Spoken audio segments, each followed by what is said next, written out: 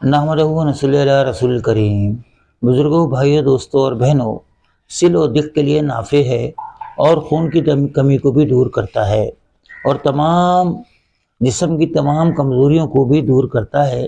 ماء الذھب، ورق طلا 1 گرام، تیزاب نمک محلول 5 ملی لیٹر، تیزاب شورا 3 ملی لیٹر، عرق گلاب 30 ملی لیٹر۔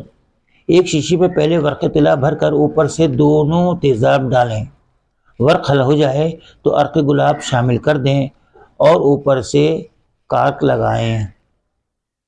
انشاءاللہ تعالی یہ آپ کا ماء الذھب تیار ہو گیا۔ 20 قطرے عرق گلاب میں ملا کر پئیں روزانہ، انشاءاللہ تعالی بے انتہا فائدہ ہوگا۔